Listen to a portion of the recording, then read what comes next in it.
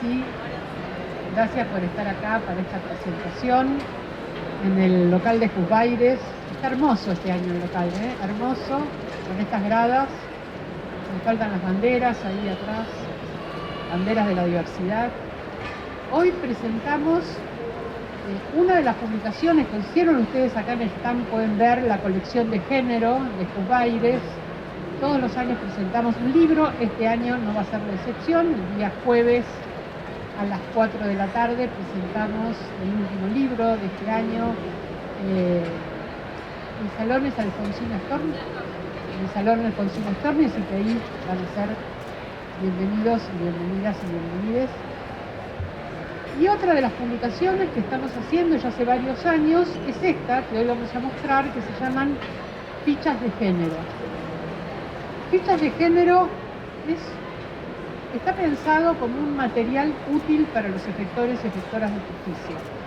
Los temas provienen de preguntas que nos han hecho al Observatorio de Género, de problemas o de cosas en las que falta claridad o faltan antecedentes internacionales que citar en los fallos. En general son problemas complejos. Y lo que hacemos es pedirle a algún o alguna especialista que nos haga una breve descripción y que también nos dé alguna bibliografía que nos permita describir algunos temas, hacer alguna indicación de cuáles son los nudos problemáticos en ese tema. Este cuadernillo que estamos publicando y que le hemos pedido a Nicolás Papalía, que es el especialista al que hemos convocado y ahora voy a contar por qué, es sobre el abordaje judicial de los varones denunciados en casos de violencia de género. Sabemos que el problema de la violencia de género es un problema muy grave, que en la justicia pedimos que haya sensibilidad, que haya apertura, pero en general los varones han estado dejados de lado en todo este proceso, sobre todo el proceso de modificación de las condiciones que permita dar garantías de no repetición. Me dieron un consejo pésimo, no sé quién.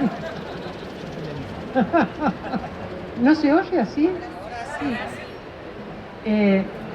Decía que es un problema en el cual a los varones se los ha dejado de lado. Están como victimarios, no se los escucha en general, sino que se recogen las pruebas, pero no está el punto de vista o la subjetividad o las otras condiciones que hacen de los varones también sujetos complejos. Ninguna mujer es solo una mujer, ningún varón es solo un varón.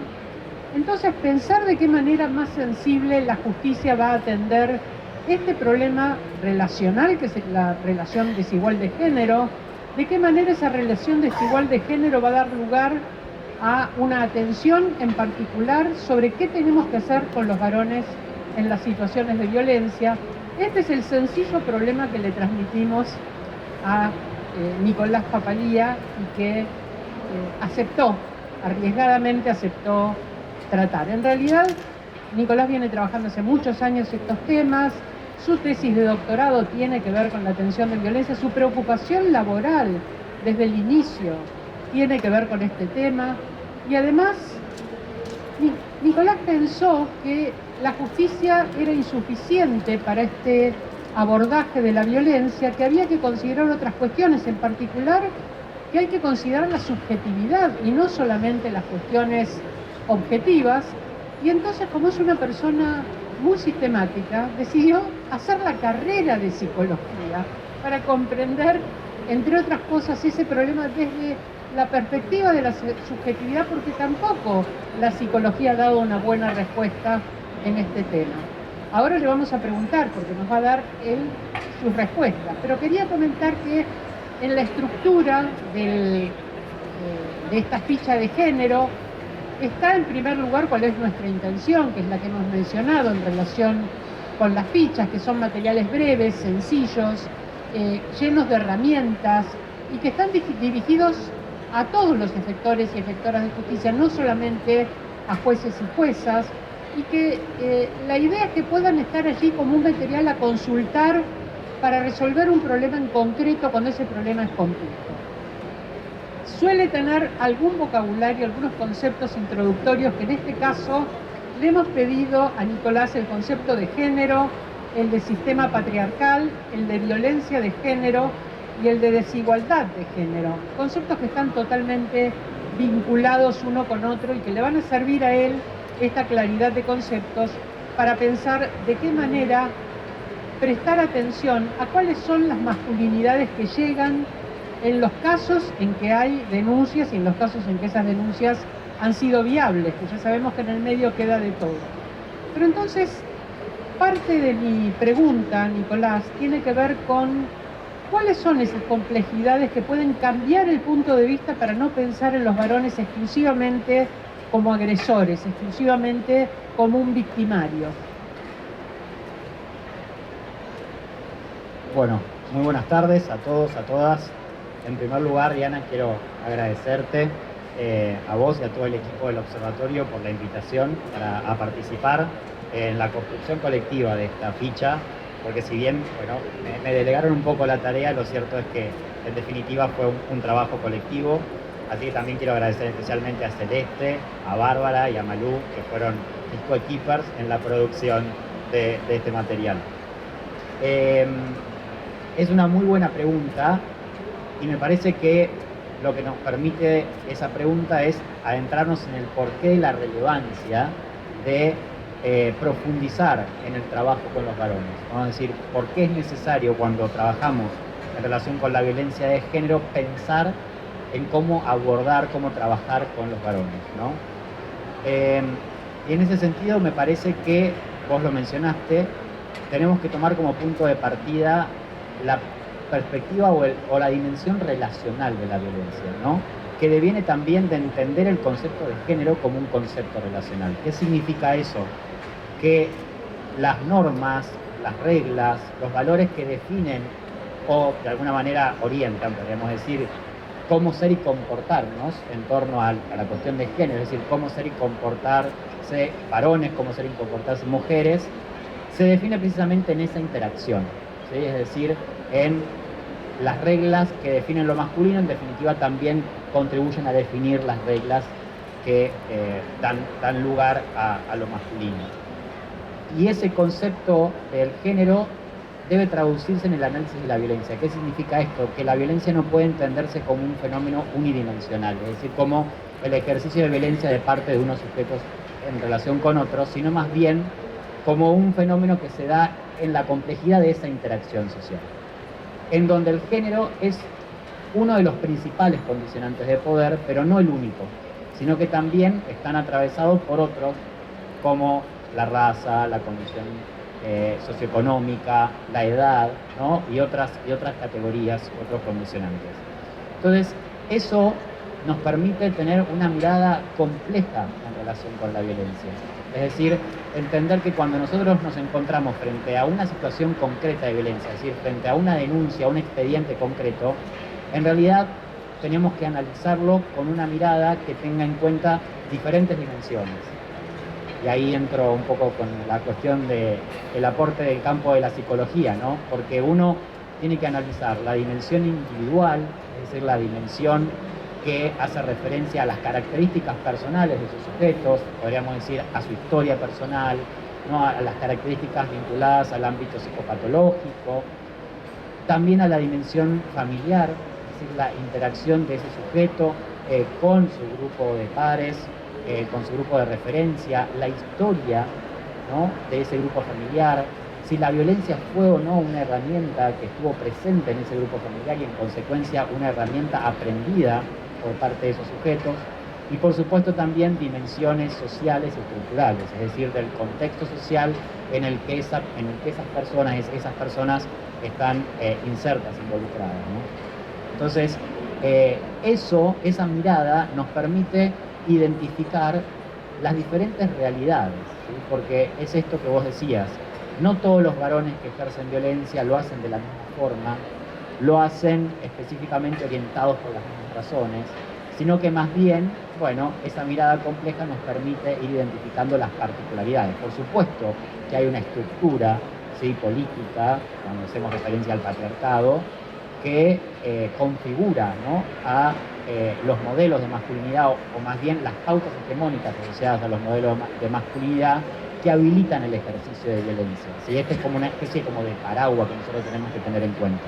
decir, nosotros vivimos en una sociedad en donde a los varones se nos enseña que para ser reconocidos como varones podemos echar mano a la violencia, ¿no? Podemos someter, podemos subordinar a otros sujetos, principalmente las mujeres, para obtener ese reconocimiento, ¿no?, de la masculinidad por parte de nuestros pares. Ese es como el paraguas general.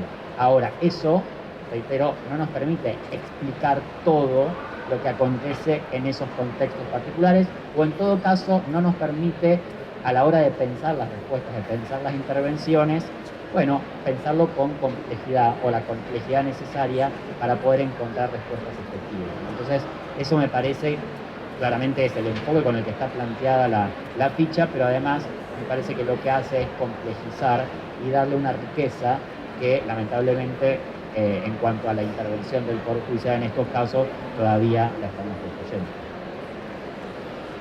Generalmente cuando se piensa cómo reparar una situación de violencia que ha sido probada, se piensa en la penalización.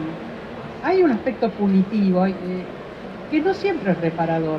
Las mujeres que sufren violencia no siempre quieren que el compañero vaya preso, porque a veces ese compañero, el compañero, lo que quiere es que no les peguen, pero que a veces ese compañero es el padre de sus hijos, o es una persona a la que aman, además de sufrir esa violencia, padecerla, pero también hay un afecto. También hay cuestiones materiales muy complicadas, cuál es el lugar donde viven, de cómo se mantienen. El hecho de que la solución sea una solución punitiva, muchas veces empeora la situación de toda esa estructura de convivencia. Ofrecer posibilidades alternativas a veces tiene el riesgo de que los jueces o las juezas digan, bueno, en lugar de la cárcel, entonces lo mando a un curso de concientización. Bueno, ese curso de concientización no siempre es una herramienta suficiente, muchas veces son pocas reuniones, no siempre son las pertinentes. Lo mando a un espacio terapéutico. Ese espacio terapéutico es el aceptado por la persona, tiene la conciencia de que esta conducta que ha sido penalizada tiene que ver con un aspecto subjetivo. Hay algo que tiene que ver con la reparación que me parece que sigue siendo un problema porque no están los instrumentos adecuados. En parte, cuando te pedimos esta ficha, una de las expectativas tenía que ver con eso, tenía que ver con pensar otras herramientas y que habrá que construirlas porque yo creo que son insuficientes, que son inapropiadas y que además hay que entrenar a quien finalmente va a hacer un fallo judicial para saber cuál es la pertinente para el caso singular, prestarle suficiente atención para ver la pertinente. ¿Cuáles serían, desde tu punto de vista, esas alternativas complejas a la penalización, al punitivismo? Bueno, en esta pregunta existe un montón de puntos que me parece que son sumamente importantes. En primer lugar, como mencionaste, para pensar que no todas las víctimas o mujeres víctimas que concurren al sistema de justicia concurren en búsqueda de una misma solución, ¿no? Precisamente por la complejidad a la que hacíamos referencia. Entonces, ese me parece que también es un gran punto de partida para tener en cuenta. En segundo lugar, mencionar que claramente la respuesta penal es una respuesta que en algún punto importante es una respuesta que llega tarde, ¿sí? Porque llega cuando la violencia ya se produjo. Pero eso no quita la relevancia de la intervención penal precisamente para poner un límite, para hacer cesar la violencia y de alguna manera para que también ese límite de la ley tenga un impacto, digamos, subjetivo en los varones. Pero claramente eso no alcanza. Como bien decís, hay que profundizar ese abordaje. Y me parece que hay acá una cuestión central, y me parece que en este sentido también la ficha es un instrumento para seguir insistiendo en eso, que tiene que ver con una especie de abordaje autómata que se produce en la atención de estos casos. Esto yo lo he podido de alguna manera identificar en las investigaciones a las que vos hacías referencia al inicio, porque el impulso de la temática de género de alguna manera se reflejó en esto, ¿no? En una especie de aplicación autómata de estándares, de criterios normativos, sin la correspondiente profundización en lo que tiene que ver con las características específicas de los contextos de violencia.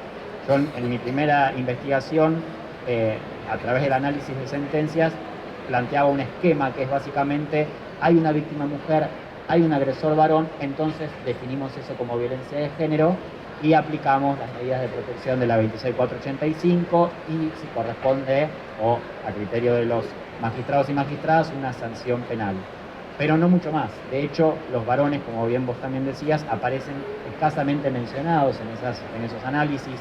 No hay información de las características personales de esos varones en el marco del proceso, con lo cual claramente el interrogante que se abre ahí es cuán eficaces son esas respuestas cuando ni siquiera tenemos información del impacto que puedan llegar a tener en los varones que están involucrados.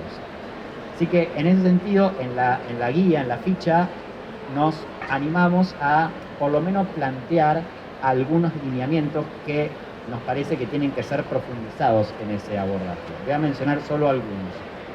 En primer lugar, lo que tiene que ver con el trabajo interdisciplinario.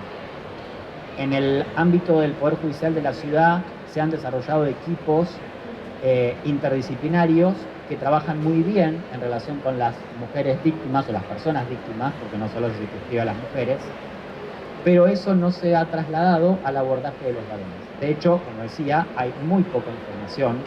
En la ciudad no se producen evaluaciones psicosociales de los varones y las que se producen, particularmente en el ámbito del Ministerio Público de la Defensa, en la mayoría de los casos no son incorporadas a los legajos, precisamente para no complicar la situación procesal de los varones. Nosotros creemos que hay que dar una vuelta de tuerca ahí, ¿no?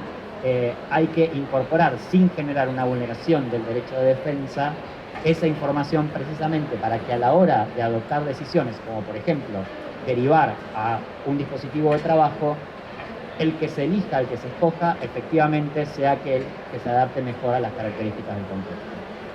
Otro elemento central tiene que ver con el uso del lenguaje claro. Vos decías, y también lo voy a mencionar, la falta de espacios de diálogo con los varones, ¿no? De la mayoría de los operadores y operadoras del sistema. Por supuesto, esos espacios son más frecuentes en la defensa, pero lo cierto es que las fiscalías y sobre todo los juzgados tienen muy poco intercambio con los varones, ¿no? Entonces, en ese sentido, no solo hay que promover, digamos, que esos espacios existan, sino también que se use un lenguaje claro, es decir, que a los varones se les permita entender o comprender cuáles son las consecuencias de sus actos y cuál es el alcance legal de esas consecuencias. Porque, por supuesto, también la mayoría de los varones que ingresan al sistema penal ingresan, digamos, sin información, ¿no? Yo en muchos talleres, en muchos dispositivos, me he encontrado con varones que un día se enteraron que tenían una denuncia, ¿no? Reflexionando o no sobre la problemática de violencia, y tiempo después en un taller que ni siquiera saben para qué sirve, para qué, digamos, lo derivaron, etcétera, etcétera, ¿no? Entonces me parece que hay que también ahí construir, porque de alguna manera el sistema de justicia tiene que servir, más allá de la sanción, precisamente para esto, para que los varones puedan comprender las consecuencias de sus actos, que es un punto de partida para que puedan también reflexionar sobre la violencia, ¿no? que los afecta y que ejercen en relación con otros. Y en este sentido, me parece que la ficha también abre la posibilidad a que desde el sistema de justicia penal, que por lo general es un ámbito también sumamente estructurado, que limita este abordaje integral de la violencia, podamos pensar intervenciones con más creatividad, ¿sí? ¿Y a qué refiero cuando hablo de más creatividad? Precisamente a esto, a medidas que dentro del ordenamiento legal no sean aquellas que estamos acostumbradas a ver, ¿no? En el abordaje. Un claro ejemplo de eso, lo propusimos en su momento desde la Fiscalía General de la Ciudad, no nos dieron mucha bolilla con eso, pero vamos a insistir, tiene que ver, por ejemplo, con adoptar medidas de protección, o en el ámbito de las medidas de protección, por ejemplo, derivar para que los varones puedan realizar un dispositivo de trabajo, ¿no? Que por lo general son decisiones que siempre se dan al finalizar una suspensión de proceso a prueba o una condena condicional. Pero nosotros, por ejemplo, creemos que si eso se implementara al adoptar la medida de protección al inicio del proceso, quizá pudiera deparar otro tipo de consecuencias, ¿no? Entonces me parece que es eso, es también abrir un poco el campo para animarnos a pensar otro tipo de respuestas que no tengan que ver con esta derivación autómata, ¿no? Y de alguna manera un poco despreocupada de lo que el sistema de justicia penal puede hacer en torno a esto, más allá de las sanciones. Le voy a hacer una última pregunta porque si tenemos un ratito me gustaría que pudieran intervenir, preguntar. Y es que vos le atribuís acá, cuando hablás de cuáles son las responsabilidades del Poder Judicial, amplias responsabilidades. Responsabilidad en la prevención de la violencia, responsabilidad por supuesto en la atención, en el juzgamiento, responsabilidad en que produzca garantías de reparación, esa responsabilidad posterior que también está un poco deslucida. Este antes y este después, ¿cómo en general está restringida la visión de la justicia solamente a analizar las pruebas y hacer una sanción? ¿Cómo ves esta prevención y cómo ves este aspecto posterior de garantías, sobre todo de garantías de no repetición en varones que pueden hacer otra pareja y repetir la situación de violencia? Sí, para mí eso es clave y tiene que ver un poco a esto, ¿no? A entender dentro de los límites de la legalidad, porque claramente cuando hablamos del sistema penal hablamos de un sistema que está orientado a restringir el ejercicio del poder punitivo, ¿no? No nos podemos olvidar de eso, tal como está configurado el sistema legal constitucional en nuestro país y en la ciudad de Buenos Aires. No obstante, aún dentro de ese margen podemos pensar en otro tipo de intervenciones, ¿no? Yo siempre digo, no hay que perder de vista que el sistema penal cumple una función de garantía secundaria trascendental que tiene que ver con definir qué es lo que socialmente entendemos como aceptable y no aceptable. Es decir, ¿no? Y ahí entra la cuestión de la sanción penal. Es decir, aquello que nosotros decidimos sancionar como sociedad es precisamente lo que indica qué conductas están habilitadas y cuáles no, cuáles vamos a reprochar de alguna manera más en profundidad que otras. Ahora, en ese margen, la intervención del derecho penal tiene también otras aristas, otras posibilidades de alguna manera incidir en la construcción de estos imaginarios sociales, ¿no? Que habilitan la violencia. Sí, por supuesto, son otros riesgos también, pero me parece que hay un margen ahí, una posibilidad de acción, ¿no? Esto que decíamos, ¿no? Pensar que la intervención en términos de citar personalmente a la persona denunciada, convocarla, atenderla directamente por parte de un funcionario o un magistrado o magistrada judicial, tener un intercambio cara a cara donde se le pueda explicar qué es lo que la conducta reprochada, cuáles son las consecuencias legales de esa conducta. Bueno, no es lo mismo que ese varón sea notificado por la policía o mediante un WhatsApp, como muchas veces pasa, ¿no? Digo, o sea, desde el punto de vista simbólico, ¿no? Hay una diferencia que se puede construir. De hecho, a partir de una implementación de una resolución en la Fiscalía General de la Ciudad, los varones que fueron citados personalmente para ser notificados de la imposición de medidas de protección tienden a no infringir esas medidas de protección, con lo cual la evidencia empírica demuestra de que efectivamente esa incidencia puede generarse.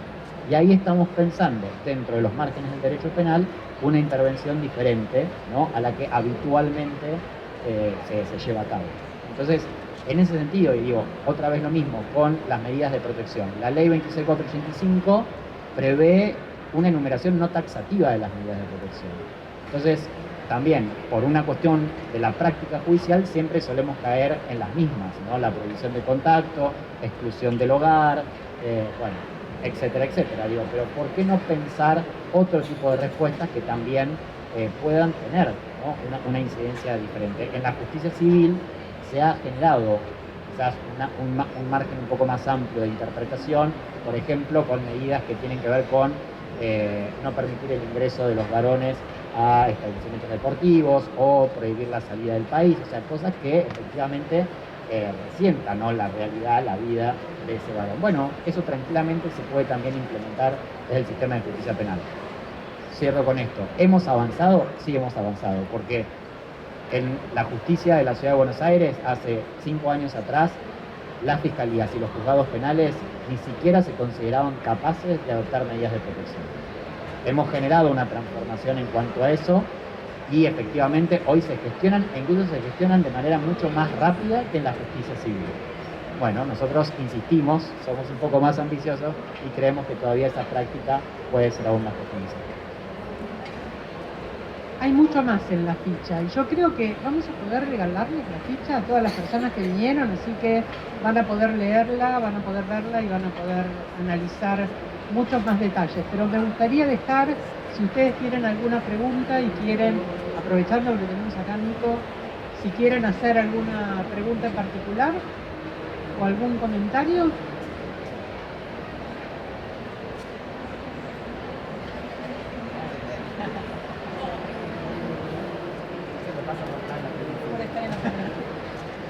Más que una pregunta, una reflexión, ¿no? Porque, acá, gracias. Más que una pregunta, una reflexión. Vos decías que las medidas se dictaban así como automatizadas y muchas veces sin tener en cuenta quién estaba del otro lado de la medida. En la dirección donde yo trabajo tenemos el programa ProEdu, que es el programa de educación en derechos humanos, y hemos tenido casos donde, por ejemplo, se derivaba a un taller virtual una persona en situación de calle. Una persona migrante china que no hablaba castellano a un taller virtual. Una persona migrante africana que hablaba francés muy básicamente, el resto era su propio idioma, también a un taller virtual. O, bueno, decir que se solucione con un traductor en el taller. O sea, hacer venir una tercera persona a un taller, violando todas las normas, ¿no?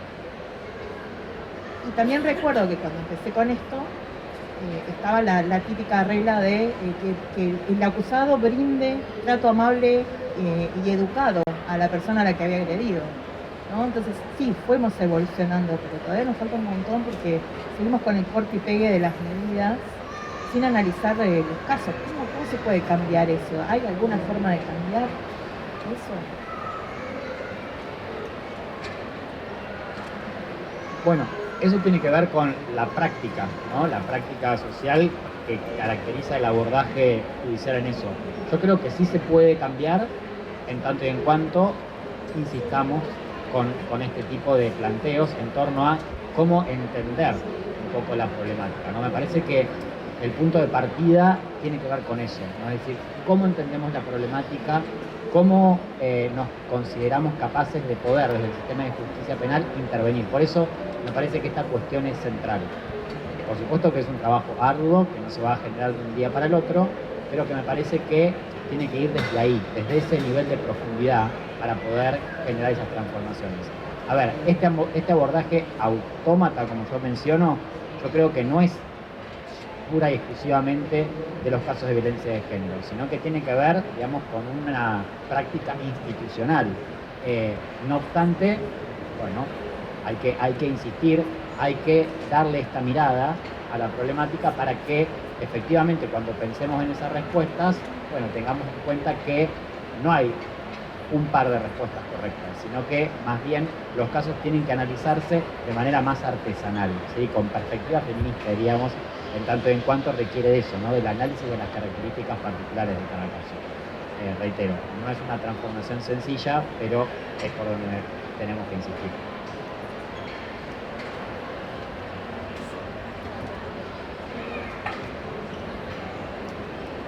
Quiero hacer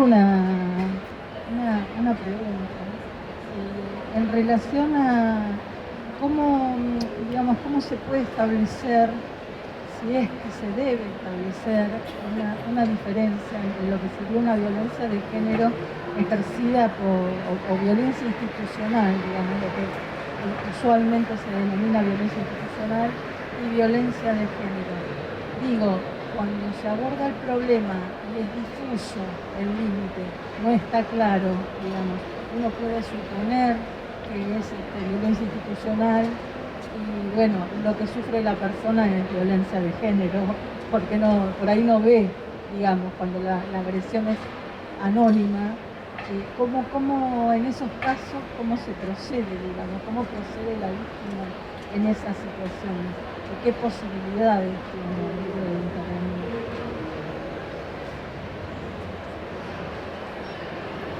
Bueno, es interesante la pregunta, precisamente para cambiar un poco este chip con el cual pensamos la violencia de género, ¿no? Porque siempre tendemos a hacer esta construcción que yo mencionaba anteriormente. Cuando hablamos de violencia de género es, bueno, si la víctima es mujer y hay un varón agresor, entonces violencia de género. Pero la propuesta es complejizar un poco más eso, ¿no? Y en este sentido, entender, por ejemplo, que la violencia institucional es una modalidad de esa violencia, ¿sí? Es decir, es un ámbito en el cual se puede ejercer esa violencia y en el cual el género puede ser un factor central a la hora de, podríamos decir, de descifrar, de desentrañar ese ejercicio de violencia. Pero también seguramente es un contexto en donde inciden un montón de otros factores, ¿sí? Y hay que estar atentos precisamente a poder identificar cuáles son esas dinámicas de poder, ese entrecruzamiento, ¿no?, de distintas categorías, de distintas prácticas que generan ese contexto de violencia. ¿Con qué voy a esto? Con no simplificar el análisis del abordaje, ¿sí? Porque si yo digo es violencia institucional o es violencia de género y no pienso en el entrecruzamiento que se puede generar en esas categorías, de alguna manera le resto, digamos, complejidad a ese abordaje que puedo pensar, que puedo, digamos, realizar en la intervención de cada caso concreto. Exacto, sí. Porque además también muchas veces esas definiciones operan precisamente como una limitación para la construcción de esas respuestas, ¿no? Es decir, como, bueno, no, mejor que esto no lo analicemos como violencia de género, entonces aplicamos tal o cuales medidas, o al revés, ¿no? Entonces, bueno, adoptamos tales otras y no profundizamos, ¿no?, en las prácticas que de alguna manera habilitan la construcción de esa violencia.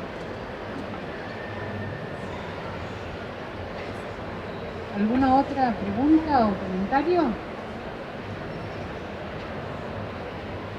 ¿Quieren sus fichas? ¿Las repartís vos, Verónica? Bueno, les agradecemos mucho a todas las personas que concurrieron haber estado acá para cambiar ideas con nosotros y mejorar la justicia. Gracias.